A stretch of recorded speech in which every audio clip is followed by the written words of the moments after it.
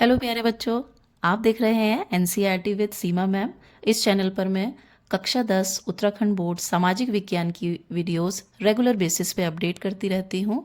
इस मेरे चैनल पे मैंने बहुविकल्पी प्रश्नों की वीडियोस प्लस निश्चित उत्तरीय प्रश्नों की वीडियोस, इसके अलावा लघु एवं दीर्घ उत्तरीय प्रश्नों की जो वीडियोस हैं वो ऑलरेडी अपलोडेड है, जिन्हें आप मेरे चैनल में जाके देख सकते हैं।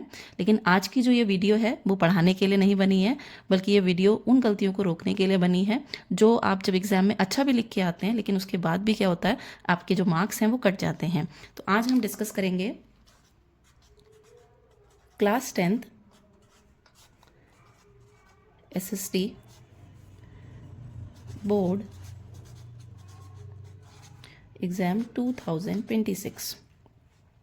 देखिए बच्चों, आप देखेंगे कि जो उत्तराखंड बोर्ड की जो ऑफिशियल साइट है उसमें हर साल जो सैम्पल पेपर हैं वो अपलोड किए जाते हैं। और ये जो सैम्पल पेपर होते हैं ये सिर्फ प्रैक्टिस पेपर नहीं होते हैं, बल्कि ये बोर्ड का सिग्नल होता है कि एग्जामिनर पेपर कैसा देखना चाहता है। इसलिए सैम्पल पेपर इग्नोर करना सबसे बड़ी गलती होती है। तो सैम्पल पेपर आपके लिए क्या है? सैम्पल पेपर आपके लिए बोर्ड की एक्सपेक्टेशंस हैं।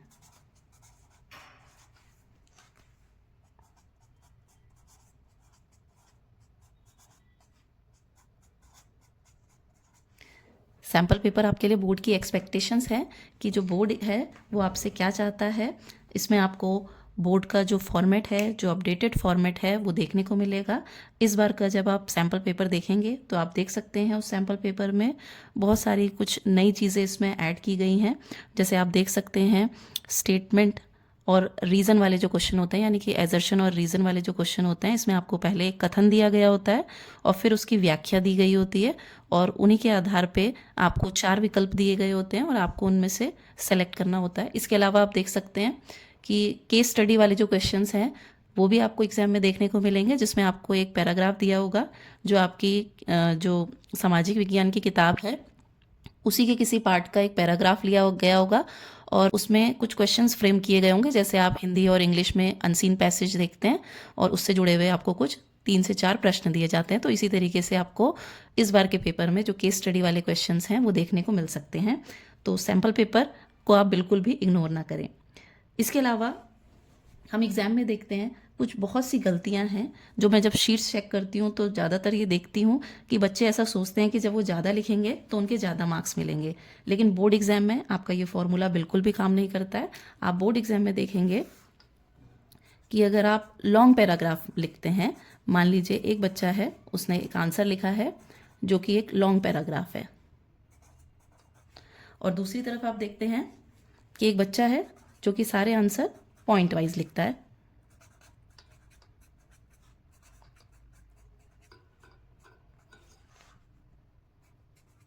तो आप क्या देखेंगे, सेम आंसर्स लिखने पे भी अगर एक बच्चा आंसर्स को पैराग्राफ में लिखता है तो क्या होता है, ये जो तरीका है ये गलत माना जाता है। और दूसरी तरफ अगर कोई बच्चा आंसर्स पॉइंट वाइज लिखता है तो आप देखेंगे कि इस तरीके को सही माना जाता है।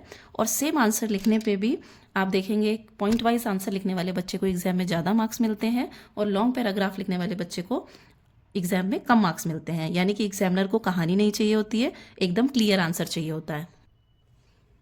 देखिए, अब बात करेंगे प्रेजेंटेशन की। तो हम बोर्ड एग्जाम में देखते हैं जो प्रेजेंटेशन है वो डेकोरेशन नहीं होती है, लेकिन प्रेजेंटेशन ही मार्किंग स्कीम होती है। इसका मतलब सबसे पहले एग्जामिनर पेज को देखता है फिर आंसर को। आप इसको एक एग्जाम्पल से समझ सकते हैं कि जब आपके सामने खाना परोसा जाता है तो आप क्या देखते हैं कि अगर आपके सामने जो प्लेट रखी है और उसमें सारा जो खाना दिया गया है आपको वो प्रॉपरली अरेंज है और देखने में सुंदर लग रहा है तो आपको उस खाने को खाने का मन करेगा। लेकिन इस कंडीशन को बिल्कुल उल्टा कर दीजिए, अगर आपके सामने खाना रखा हुआ है और वो बहुत टेस्टी है लेकिन उसकी प्रेजेंटेशन अच्छी नहीं है तो आपको या जो भी खाने वाला है उसको खाने का बिल्कुल भी मन नहीं करेगा। इसका मतलब क्या है, जो आपकी प्रेजेंटेशन होती है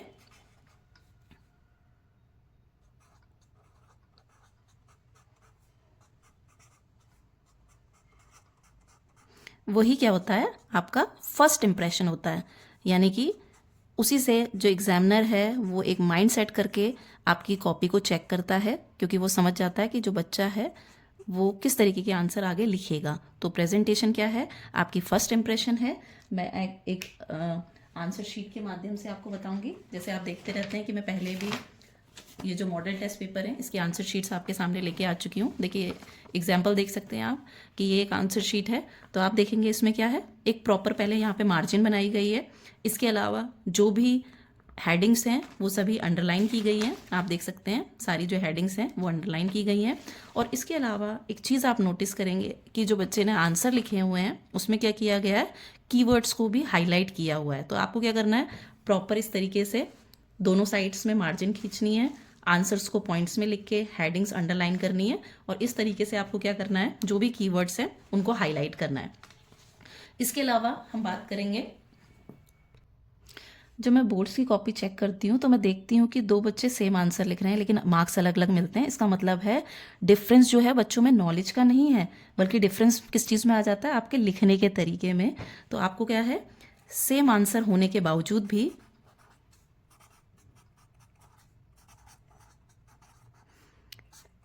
डिफरेंट मार्क्स देखने को मिलते हैं।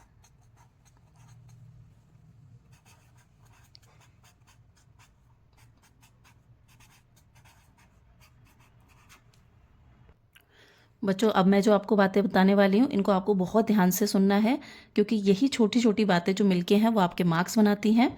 तो सबसे पहले आपको क्या करना है, जो भी आप हेडिंग्स लिखें, हेडिंग्स को हमेशा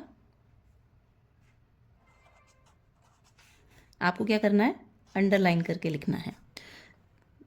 तो हेडिंग्स अंडरलाइन करना ये एक सही तरीका है। दूसरी जो हम बात करेंगे, आपका जो क्वेश्चन नंबर होगा पेपर में वो एकदम क्लियर होना चाहिए। जब आप पेपर में क्वेश्चन नंबर लिखें तो मान लीजिए आपका क्वेश्चन नंबर 1 है या 2 है, तो प्रॉपरली आप लिखेंगे क्वेश्चन नंबर 1, क्वेश्चन नंबर 2। दूसरी चीज़, आप जब भी कोई आंसर लिखते हैं तो हर आंसर में कुछ वर्ड्स होते हैं जिन्हें हम कीवर्ड्स कहते हैं, जो सबसे ज़्यादा इंपॉर्टेंट होते हैं, क्योंकि जब भी एग्जामिनर शीट्स चेक करते हैं तो वो उन्हीं कीवर्ड्स को सर्च करते हैं। तो आपके जो भी कीवर्ड्स होंगे, आपको कीवर्ड्स को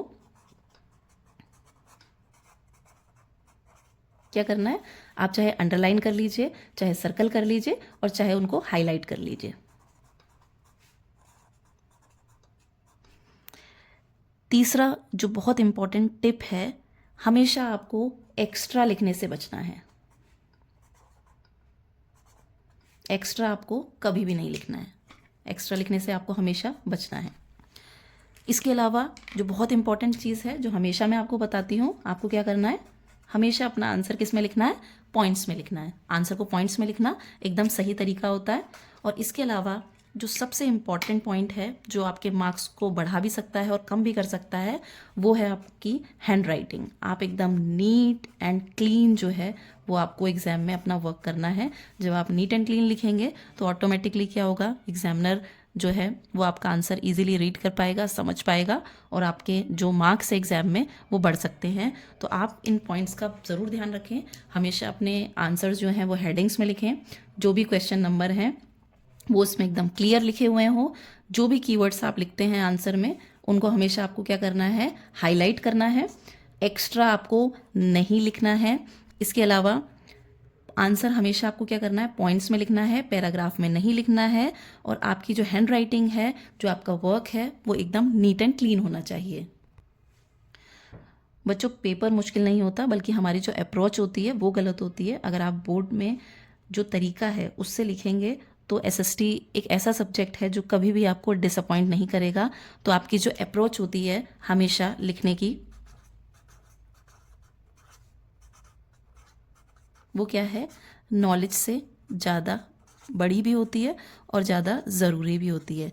अगर आपकी अप्रोच एकदम सही है तो आप देखेंगे एग्ज़ाम में कम नॉलेज होने के बावजूद भी आपको मार्क्स अच्छे मिल जाते हैं। और अगर आपकी अप्रोच ही गलत होगी तो आप देखेंगे कि बहुत ज़्यादा नॉलेज होने के बावजूद भी मार्क्स बच्चे के कम ही रह जाते हैं।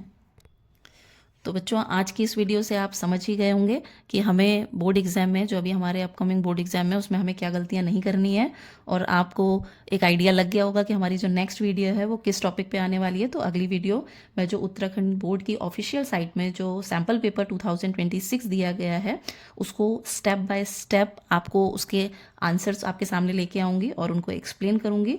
इस वीडियो को सेव करो और एग्ज़ाम से पहले एक बार ज़रूर देखें, ताकि इस तरीके की जो मिस्टेक्स हम मोस्टली एग्ज़ाम में कर देते हैं बच्चे, वो दोबारा से कभी भी एग्ज़ाम में मिस्टेक्स ना करें और उनके जो मार्क्स हैं वो बोर्ड में बहुत अच्छे मार्क्स वो स्कोर कर पाएँ।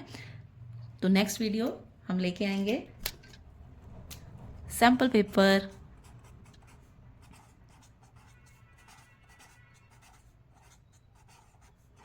2026। बने रहिए हमारे चैनल पे।